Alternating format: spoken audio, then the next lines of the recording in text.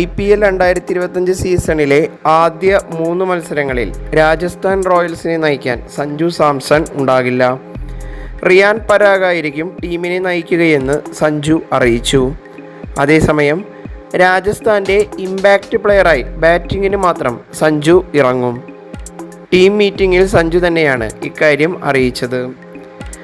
March 23-ന് Sunrisers ഹൈദരാബാദിനെതിരെയാണ് രാജസ്ഥാൻ്റെ ആദ്യ മത്സരം. വിരലിലെ പരുക്കിനെ തുടർന്നാണ് സഞ്ജുവിന് ആദ്യ 3 മത്സരങ്ങൾ നഷ്ടമാകുക.